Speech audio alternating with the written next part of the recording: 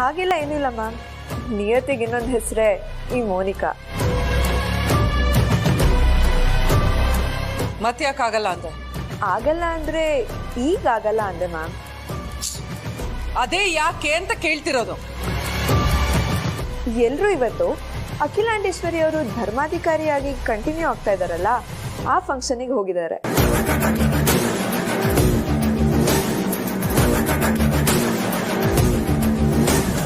Oh my God! Hello hello,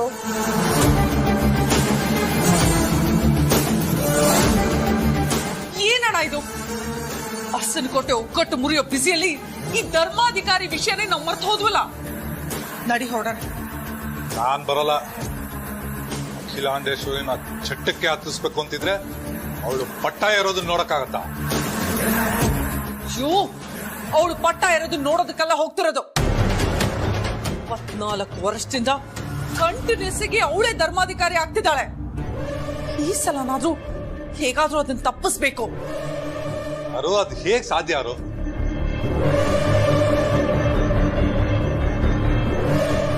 ನನಗೂ ಗೊತ್ತಿಲ್ಲ ಅಣ್ಣ, ಆದ್ರೆ ಏನಾದ್ರೂ ಮಾಡ್ಲೇಬೇಕು.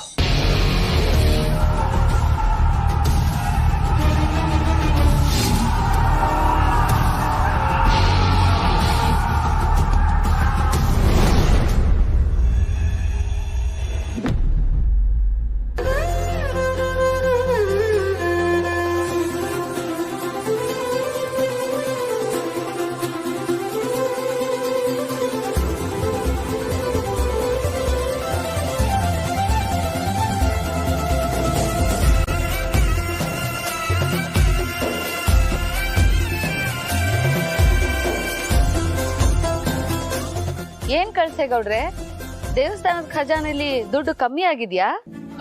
ಖಜಾನೆಯಲ್ಲಿ ದುಡ್ಡಿದೆ ಮೇಡಮ್. ಮತ್ತೆ ಅಕ್ಕ ಭಾವನ್ಗೆ ಸೇರಿ ಒಂದೇ ಹಾರ ಹಾಕ್ತಿದ್ದೀರಾ?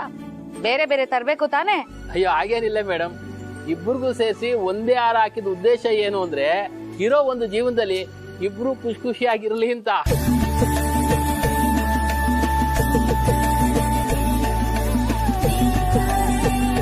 ಓ ಹಾಗಾ, ಒಳ್ಳೆ ಉದ್ದೇಶ, ಒಳ್ಳೆ ಉದ್ದೇಶ. ಬನ್ನಿ ಮೇಡಮ್.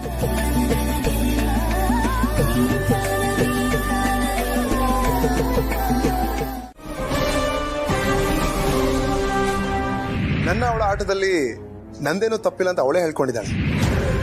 ಮೋನಿಕಾ ನಿನ್ನ ಹತ್ರ ಎಲ್ಲಾ ವಿಷಯ ಹೇಳ್ಕೊಂಡಿದ್ದಾಳೆ ಅಂತ ಹೇಗ್ ನಂಬೋದು? ಹೇಳಿದ್ನಲ್ಲ, ರೆಕಾರ್ಡ್ ಮಾಡ್ಕೊಂಡಿದ್ದೀನಿ ಅಂತ.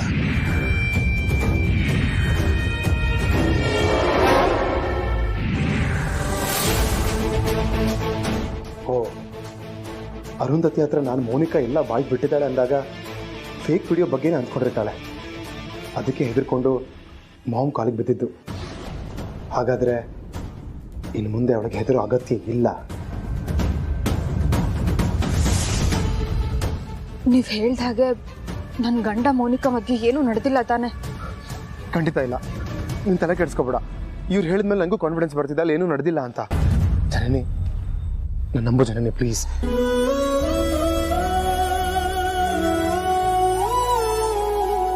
ಇಷ್ಟು ದಿನ ಮೋನಿಕಾ ಜೊತೆ ಸೇರಿ ನಿನಗೆ ಅನ್ಯಾಯ ಮಾಡ್ತಿದ್ದೀನಿ ಅನ್ಕೊಂಡು ನಿನ್ನ ಹತ್ರ ಗ್ಯಾಪ್ ಮೇಂಟೈನ್ ಮಾಡ್ತಾ ಇದ್ದೆ. ನಿನ್ ಜೊತೆ ಸಂಸಾರ ಮಾಡೋ ಯೋಗ್ಯತೆ ನಂಗಿಲ್ಲ ಅನ್ಕೊಂಡು ಆ ಗಿಲ್ಟಲ್ಲಿ ಒದ್ದಾಡ್ತಾ ಇದ್ದೆ. ಆ ವಿಡಿಯೋ ನಿಜ ಅನ್ಕೊಂಡು ನನ್ನ ಬೇರೆಲ್ಲೂ ಬದಲಾವಣೆ ಆಗಿದ್ದು. ಆದ್ರೂ ಅಂತ ಸಂದರ್ಭದಲ್ಲಿ ಬ್ರೋ ಅದಕ್ಕೆ ಜೊತೆ ನೀನು ನಿಂತೆ. Thank you so much Janani, thank you.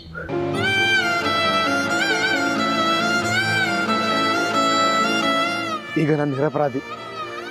ಹಳಿದ್ನೆಲ್ಲ ಮರೆತು ನಿನ್ ಜೊತೆ ಮತ್ತೆ ಖುಷಿಯಾಗಿ ಬದುಕಬೇಕು ಅಂತ ಅನ್ಕೊಂಡಿದ್ದೀನಿ. Janani, please will you accept me?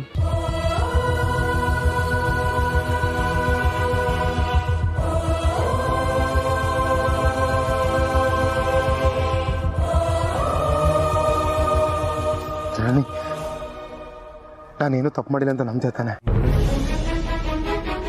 ನಂಬ್ತೀನಿ Preethu. I love you. I love you to.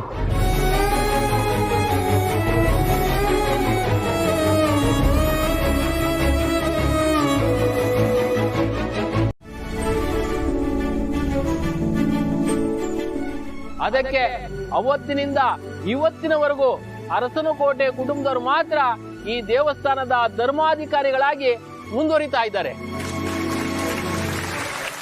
ಹಾಗಂತ ಪ್ರತಿ ವರ್ಷನೂ ನಾವೇ ಧರ್ಮಾಧಿಕಾರಿಗಳಾಗ್ಬೇಕು ಅಂತ ಅರಸನಕೋಟೆಯವರೇನ್ ಬೇಡಿಕೆ ಇಟ್ಟಿಲ್ಲ.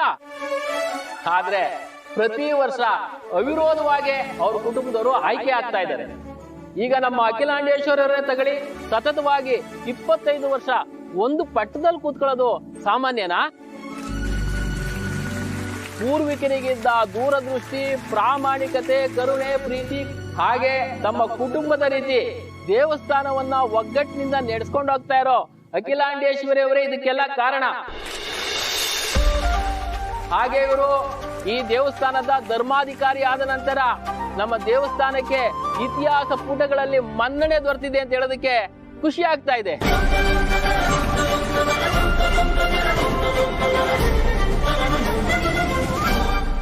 ಅರಸನಕೋಟೆ ಬಗ್ಗೆ, ಅಖಿಲಾಂಡೇಶ್ವರಿಯವರ ಬಗ್ಗೆ ಹೇಳ್ತಾ ಹೋದ್ರೆ ಮುಗಿಯೋದೇ ಇಲ್ಲ. ಯಾಕೆಂದ್ರೆ ಅದೊಂದು ಇತಿಹಾಸ. ಬಂಧುಗಳೇ, ಪ್ರತಿ ವರ್ಷದಂತೆ ಈ ಸಾರಿನೂ ಸಹ ಅಖಿಲಾಂಡೇಶ್ವರಿ ಅವರಿಗೆ ಧರ್ಮಾಧಿಕಾರಿಗಳ ಪಟ್ಟ ನೀಡ್ತಾ ಇರೋದಕ್ಕೆ ನಮ್ಗೆ ಹೆಮ್ಮೆ ಅನಿಸ್ತಾ ಇದೆ. ಈಗ ಕಾರ್ಯಕ್ರಮದ ಮುಖ್ಯ ಘಟ್ಟಕ್ಕೆ ಹೋಗುವ ಸಮಯ. ದಯಮಾಡಿ ಅಖಿಲಾಂಡೇಶ್ವರಿ ಅವರು ವೇದಿಕೆ ಮೇಲೆ ಆಗಮಿಸಬೇಕು ಅಂತ ತಮ್ಮೆಲ್ಲರ ಪರವಾಗಿ ಕಳಕಳಿಯಿಂದ ಕೇಳ್ಕೊಳ್ತಾ ಇದ್ದೀನಿ.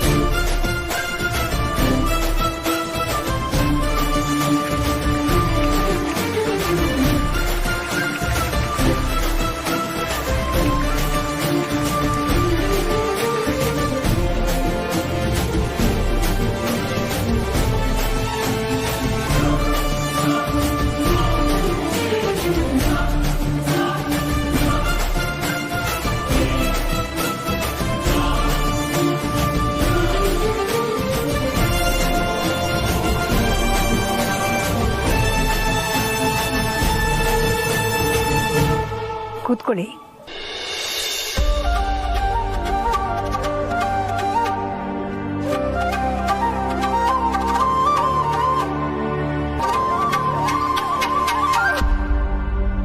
ಆಹಾ, ಅಕಸ್ಮಾತ್ ಈ ಜಾಗದಲ್ಲಿ ನಾನ್ ಕೂತಿದ್ರೆ?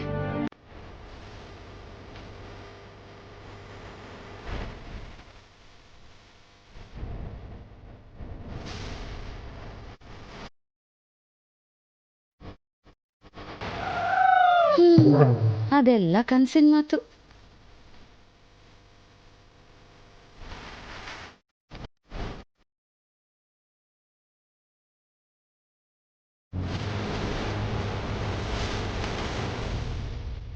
ಪ್ರೀತು ಜನನಿ ಇನ್ನೂ ಯಾಕೆ ಬಂದಿಲ್ಲ?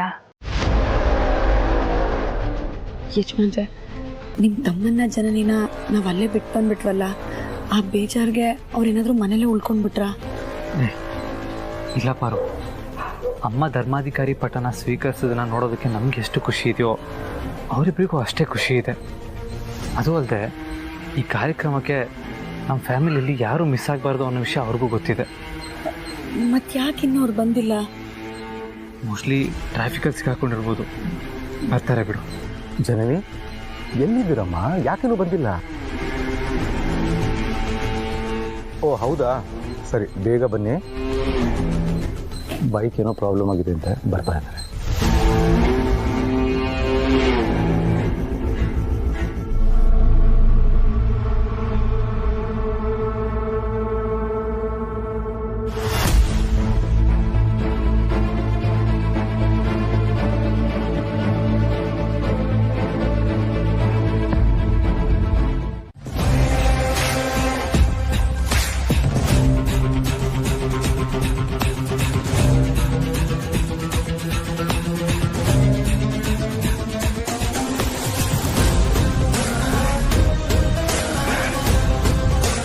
ನೋಡಿ, ನಿಮಗೆ 10 ನಿಮಿಷ ಟೈಮ್ ಕೊಡ್ತೀನಿ.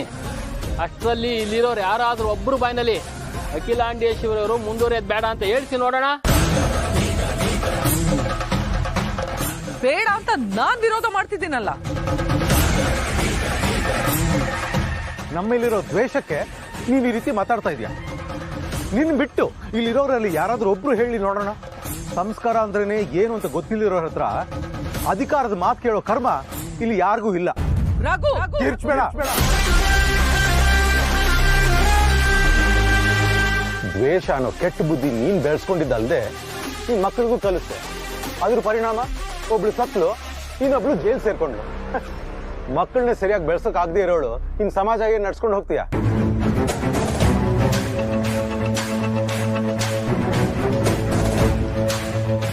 ಅಮ್ಮ ಯಾವತ್ತಿದ್ರೂ ನಮ್ಮನ್ನ ಒಳ್ಳೆಯವರಾಗೆ ನೋಡ್ತಾರೆ. ಈ ಪಟ್ಟಾಭಿಷೇಕ ಮುಗಿತಿದ್ದ ಹಾಗೆ ಪ್ರೀತು ಏನ್ ಬೇಕಾದ್ರೂ ಮಾಡಬಹುದು. ಇಲ್ಲ, ನಾನು ಅದಕ್ಕೆ ಅವಕಾಶ ಮಾಡಿಕೊಡ್ಬಾರ್ದು. ನೋಡಿ, ನಿಮಗೆ ಕೊಟ್ಟಿರೋ ಟೈಮು ಮುಗಿತಾ ಬಂತು. ಇನ್ನು ಉಳಿದಿರೋದು 1 ನಿಮಿಷ ಮಾತ್ರ.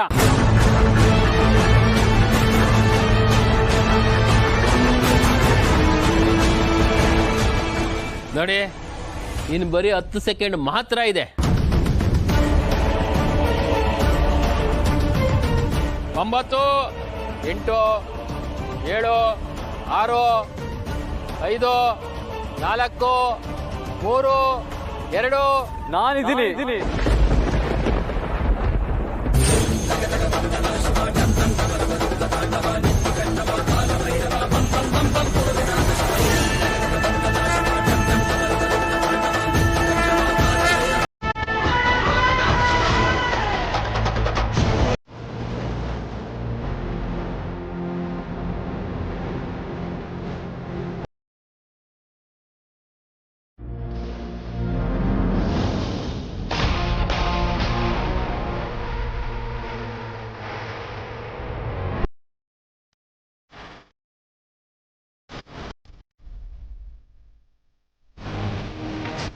ನನಗೆ ಆಸ್ತಿಲಿ ಪಾಲ್ಬೇಕು.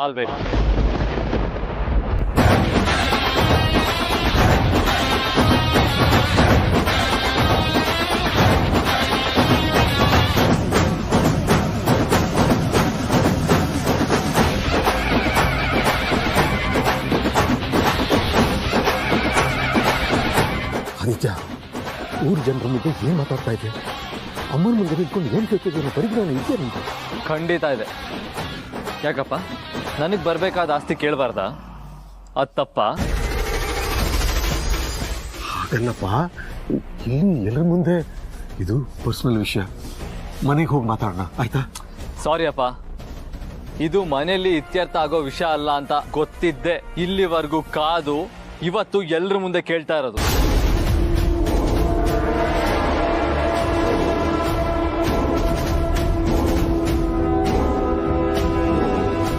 ನನಗೆ ಆಸ್ತಿಲಿ ಪಾಲ್ ಬೇಕೇ ಬೇಕು ಅಷ್ಟೇ.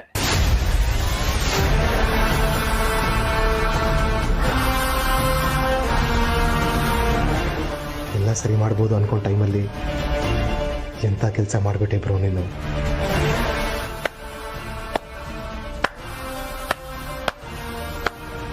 Wow, what a scene. ಹಾ, ಮಿಸ್ಟರ್ ರಘುರಾಮ್, ಆಗ್ಲೇ ನೀವೇನಂದ್ರೆ ಮಕ್ಕಳನ್ನ ಸರಿಯಾಗಿ ಬೆಳೆಸ್ಲಿಲ್ಲ, ಸಂಸ್ಕಾರ ಕೊಟ್ಟಿಲ್ಲ, ಅದಕ್ಕೆ ಹಾಳಾಗೋಗಿದ್ದಾರೆ ಅಂತ ಹೇಳಿದ್ರಿ. ಈಗ ನಿಮ್ಮ ಮಗ ನಡ್ಕೋತಾ ಇರೋ ರೀತಿಗೆ ಏನ್ ಹೇಳ್ತೀರಾ?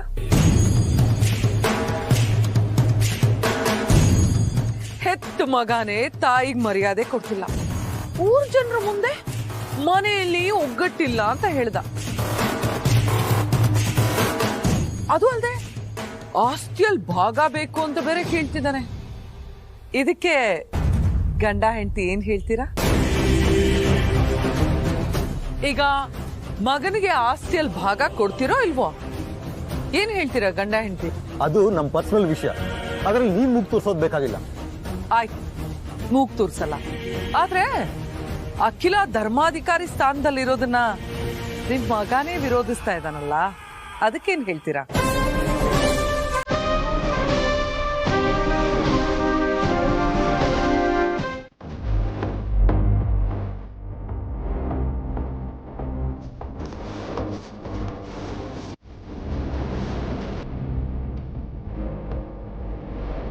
ನಿಮ್ಮನ್ನ ಈ ಸ್ಥಿತಿಲಿ ನೋಡೋಕ್ಕಾಗ್ತಾ ಇಲ್ಲ, ಆದರೆ ನಿರ್ಧಾರನೂ ಬದಲಿಸೋ ಹಾಗಿಲ್ಲ. ನನ್ನನ್ನು ಕ್ಷಮಿಸ್ಬಿಡಿ ಮಾ.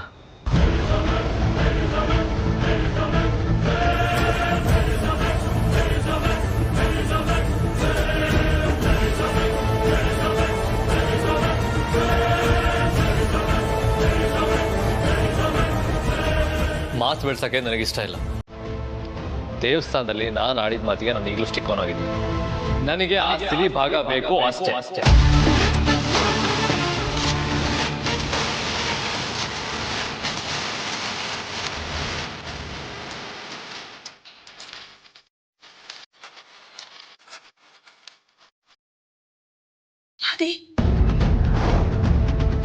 ಅದೇ ನೀನು ಯಾನ್ ಹೆತ್ತ ಮಗ, ನೀನೇನು ನಿನ್ನ ಮನಸ್ಸೇನು ಅಂತ ನನಗೆ ಚೆನ್ನಾಗಿ ಗೊತ್ತಪ್ಪ. ಅವನಂತ ಮನಸ್ಸು ನೋಡಿ ನೀನು ಅಮ್ಮನ ಮನಸ್ಸಿಗೆ ವಿಷ ಹಾಕೋ ಅಂತವನಲ್ಲ. ಯಾರಾದ್ರೂ ತಪ್ಪು ಮಾಡಿದ್ರೆ ಬುದ್ಧಿ ಹೇಳ್ತೀಯ ಹೊರತು ನೀನ್ ತಪ್ಪು ಮಾಡೋನಲ್ಲ. 1 ರೂಪಾಯಿಗೂ ಆಸೆ ಪಡದೆ ಇರೋ ನೀನು ಇವತ್ತು ಆಸ್ತಿಲಿ ಭಾಗ ಕೇಳ್ತಿದೀಯ ಅಂತಂದ್ರೆ ನಂಗೆ ನಂಬಕ್ಕೆ ಆಗ್ತಿಲ್ಲ. ನಿಜವಾಗ್ಲೂ ನಂಬಕ್ಕೆ ಆಗ್ತಿಲ್ಲ. ನಿಜವಾಗ್ಲೂ ಆಸ್ತಿಲಿ ಭಾಗ ಕೇಳ್ತಿರೋದು ನೀನೇನಾ?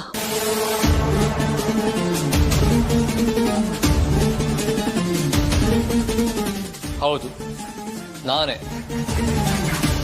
ಅಂದ್ರೆ ನಿಮ್ ಮಗ ಆದಿತ್ಯ ಅರಸನ ಕೋಟೆನೆ ಆಸ್ತಿಲಿ ಭಾಗ ಕೇಳ್ತಾ ಇರೋದು.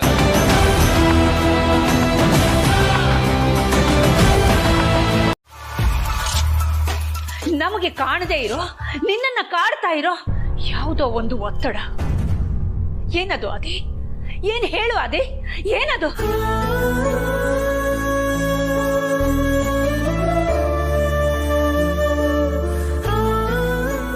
ಅಯ್ಯೋ ದೇವ್ರೆ, ಅಮ್ಮ ಈ ರೀತಿ ಗೋಗರಿಯೋದನ್ನ ನೋಡ್ತಾ ಇದ್ರೆ ಕಾಲಿಗೆ ಬಿದ್ದು ಕ್ಷಮೆ ಕೇಳಿ ನಿಜ ಒಪ್ಕೊಳ್ಳ ಅಂತ ಅನಿಸ್ತಾ ಇದೆ. ಉದ್ದೇಶ ಪೂರ್ವಕವಾಗಿ ಮಾಡಿದ ತಪ್ಪಿಗೆ ಶಿಕ್ಷೆ ಇರುತ್ತೆ. ಅಸಹಾಯಕತೆಯಿಂದ ಮಾಡಿರೋ ತಪ್ಪಿಗೆ ಕ್ಷಮೆ ಇರುತ್ತೆ. ಕಾರಣ ಏನೇ ಇದ್ರು ನನ್ನ ಹತ್ರ ಹೇಳ್ಕೊಳಪ್ಪ. ನಿನ್ನ ಹೆತ್ತಮ್ಮನ ಹತ್ರ ಹೇಳ್ಕೊಳಪ್ಪ. ಅದೇ ನೀನು ಕೇಳಿದ್ರೆ ಪ್ರಾಣ ಬೇಕಾದ್ರೂ ಕೊಡ್ತೀನಿ. ಅದೇ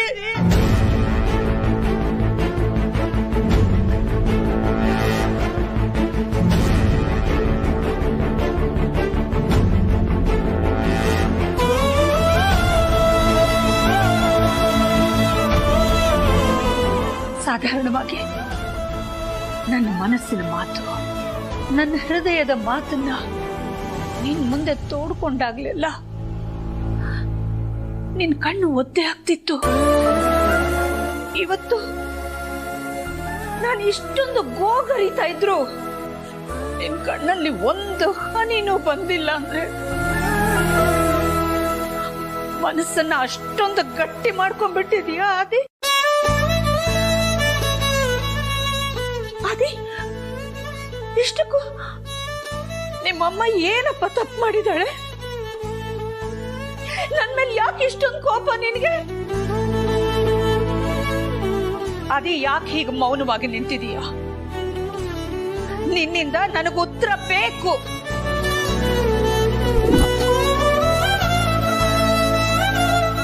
ಆಸ್ತಿಲಿ ಭಾಗ ಕೇಳೋದಕ್ಕೆ ನಿಜವಾದ ಕಾರಣ ಏನು ಅನ್ನೋದು ನನಗೆ ಗೊತ್ತಾಗ್ಲೇಬೇಕು. ಅಮ್ಮ, ದಯವಿಟ್ಟು ಕ್ಷಮಿಸಿ. ಅದಕ್ಕೆ ಕಾರಣ ನೀವೇ.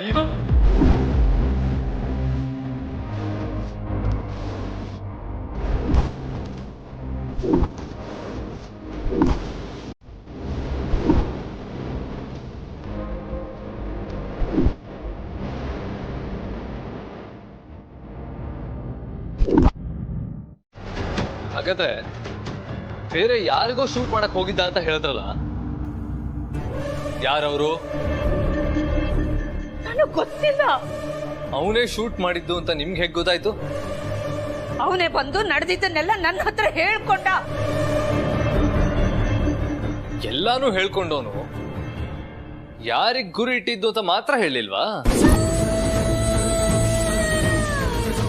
ಯಾರಿಗೂ ಅನುಮಾನ ಬರ್ದೇ ಇರ್ಲಿ ಅಂತ ಪ್ರೀತು ಬದಲು ನೀವ್ ಅರೆಸ್ಟ್ ಆದ್ರಿ. ಎಲ್ರ ಮುಂದೆ ಅನುಕಂಪ ಕಿಟ್ಟಿಸ್ಕೊಬೇಕು ಅಂತ ನಿಮ್ ಬಗ್ಗೆ ನೀವೇ ಪ್ರೀತು ಹತ್ರ ಕಂಪ್ಲೇಂಟ್ ಕೊಡಿಸ್ಕೊಂಡ್ರಿ. ಅಲ್ವಾ?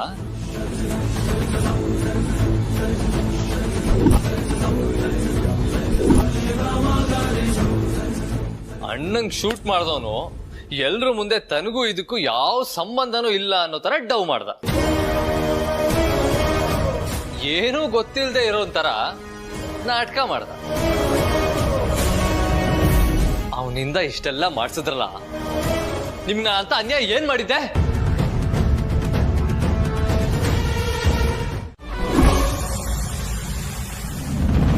ಏನು ಇಷ್ಟೆಲ್ಲ ನಡೀತಾ ಅಲ್ಲಿ? ಇಷ್ಟೆಲ್ಲ ನಡೀತು ಮೋನಿಕಾ.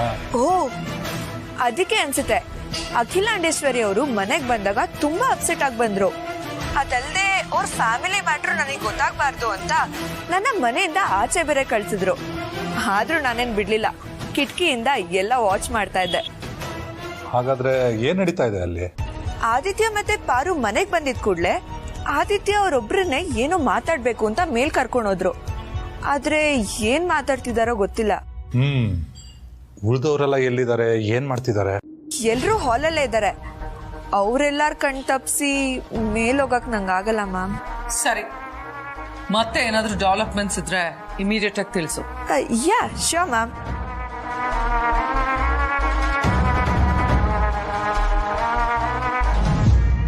ಅರು, ಅಮ್ಮ ಮಗನ್ ಮಧ್ಯೆ ಏನ್ ನಡೀತಾ ಇರ್ಬೋದು?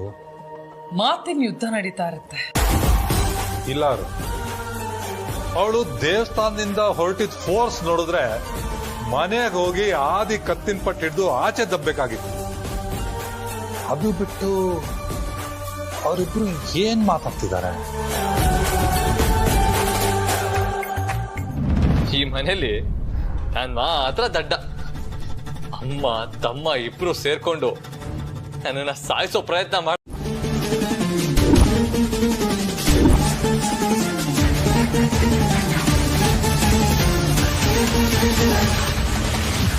ಎಷ್ಟೊತ್ತು ನೀನು ಮಾತಾಡಿದ್ದನ್ನೆಲ್ಲ ಕೇಳಿನೂ ಸಹಿಸ್ಕೊಂಡಿದ್ದೀನಿ. ಇನ್ನು ಒಂದೇ ಒಂದು ಮಾತಾಡಿದ್ರು ಪರಿಣಾಮ ನೆಟ್ಟಗಿರಲ್ಲ. ಆದಿ,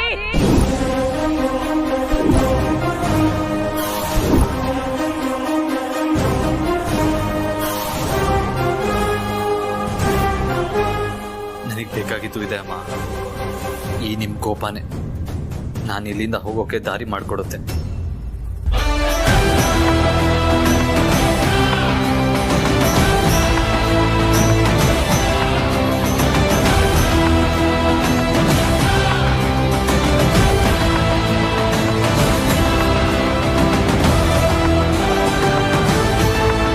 ಭಾರತಿ, ಏನಾಯ್ತಮ್ಮ? ಇಬ್ರು ಮಧ್ಯೆ ಏನ್ ಮಾತುಕತೆ ನಡೀತು?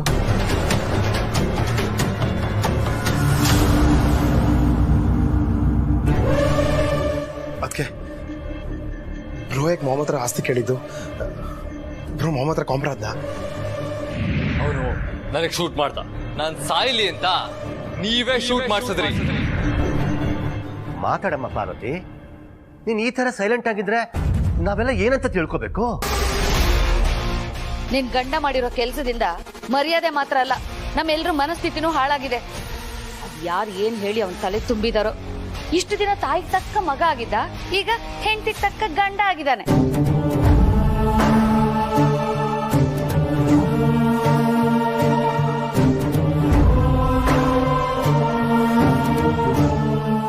ಪಾರ್ವತಿ,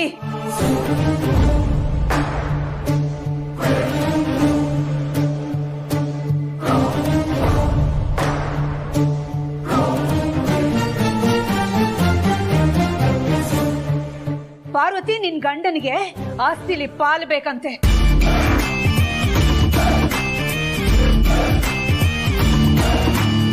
ಆದ್ರೆ ಅದಕ್ಕೆ ಅವನು ಕೊಡ್ತಿರೋ ಕಾರಣಗಳು ಮಾತ್ರ ಅಪ್ರಸ್ತುತ, ಅಸಂಬದ್ಧ. ನಾನು ಈಗ್ಲೇ ಬೇಕಾದ್ರೂ ನಿರ್ಧಾರ ತಗೊಂಡು ಹೇಳ್ಬಿಡ್ಬೋದು. ಆದ್ರೆ ಈ ವಿಷಯ ನಿನಗೂ ಸಂಬಂಧಪಟ್ಟಿದ್ದು. ಯಾಕಂದ್ರೆ ಅವನು ನಿನಗೆ ತಾಳಿ ಕಟ್ಟಿದ ಗಂಡ, ಈ ಮನೆಗೆ ನೀನು ಹಿರಿಯ ಸೊಸೆ. ಇದು ನಿನಗೂ ಸಂಬಂಧಪಟ್ಟಿದ್ರಿಂದ ಹೇಳ್ತಾ ಇದ್ದೀನಿ. ನಿನ್ನ ಗಂಡನಿಗೆ, ಆದಿತ್ಯನಿಗೆ ಸ್ವಲ್ಪ ಬುದ್ಧಿ ಹೇಳಮ್ಮ.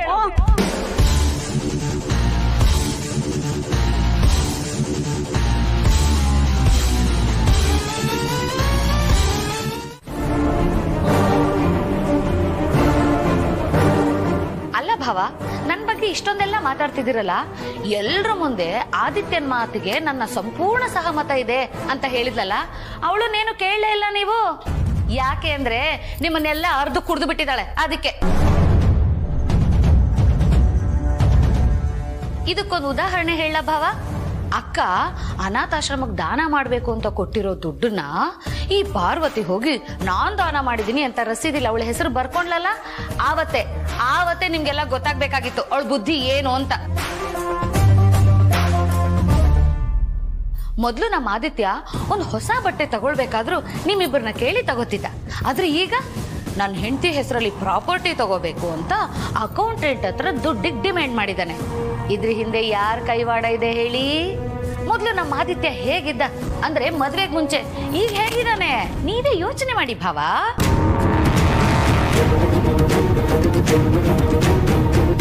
ಏನ್ ಮಾತಿನ ಅರ್ಥ? ಪಾರ್ವತಿ ಅಂತನಾ? ಅದ ನಾನು ಬಾಯ್ ಬಿಟ್ಟು ಬೇರೆ ಹೇಳ್ಬೇಕಾ? ಅವಳು ಬಂಡವಾಳ ಏನು ಅಂತ ಎಲ್ರೆದ್ರಿಗೂ ನೀವೇ ನೋಡಿದ್ರಲ್ಲ ಇವತ್ತು. ನಾನೀ ಮನೆಗೆ ಬಂದು ಎಷ್ಟು ವರ್ಷ ಆಯ್ತು ಭಾವ? ಒಂದು ಬಿಡಿಗಾಸಿಗಾದ್ರೂ ಆಸೆ ಪಟ್ಟಿದ್ದೀನ? ಅಕ್ಕ ನಾನು ಹಿಂಗೆ ಇರ್ಬೇಕು, ನನಗಿದೇ ಬೇಕು ಅಂತ ಯಾವತ್ತಾದ್ರೂ ಹಠ ಮಾಡಿದಿನ? ಮೈ ತುಂಬಾ ಹಾಕೊಳ್ಳಕ್ಕೆ ಕೆಜಿ ಗಟ್ಲೆ ಬಂಗಾರ ಇಲ್ಲದೆ ಇದ್ರು 900 ಗ್ರಾಮ್ ಬಂಗಾರ ಹಾಕೊಂಡು ಸ್ವಾಭಿಮಾನದಿಂದ ಬದುಕ್ತಾ ಇದ್ದೀನಿ ಭಾವ. ಮನೆ ಹೊಡಿಬೇಕು ಅಂತ ನನಗೇನಾದ್ರೂ ಅನ್ಸಿದ್ರೆ ಯಾವತ್ತೋ ಹೊಡೆದಿರ್ತಿದ್ದೆ. ಆ ಕೆಲಸದೊಳ್ ಪಾರ್ವತಿ ತರ ಕೆಟ್ಟ ಬುದ್ಧಿ ಇಲ್ಲ ನನ್ಗೆ. ಸಾಯೋವರೆಗೂ ನೀವೇ ನನ್ ದೇವ್ರು ಅಂತ ಅನ್ಕೊಂಡು ನಿಮ್ ಕಾಲ್ ಹತ್ರ ಆರಾಮಾಗಿ ಬಿದ್ದಿರ್ತೀನಿ. ನಿಮ್ಮನ್ನ ಮುಂದೆಯಿಂದ ದೇವ್ರು ಅಂತ ಕೈ ಮುಗಿದು ಹಿಂದೆಯಿಂದ ಬಂದು ಚೂರಿ ಹಾಕಲ್ಲ.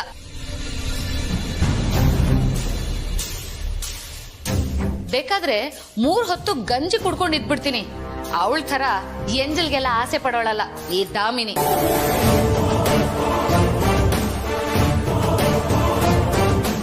ಒಳಗಡೆ ಕೆಟ್ಟವಳಾಗಿದ್ದು ಒಳ್ಳೆಯವಳು ಅನ್ನೋ ಮುಖವಾಡ ಹಾಕೊಂಡಿರೋದಕ್ಕೆ ನನಗ್ ಬರಲ್ಲ ಭಾವ. ನನ್ ಮನ್ಸಲ್ಲಿ ಏನ್ ಬರುತ್ತೋ ನಾನು ಅದನ್ನ ಬಾಯಲ್ಲಿ ಹೇಳ್ತೀನಿ. ನೇರ ದಿಟ್ಟ ನಿರಂತರ ಈ ದಾಮಿನಿ. ಹಾ,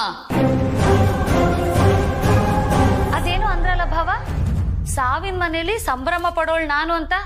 ಆ ಪಾರ್ವತಿ ಸಾವನ್ನೇ ಸಂಭ್ರಮ ಪಡೋಳು, ಅದನ್ನ ತಿಳ್ಕೊಳ್ಳಿ.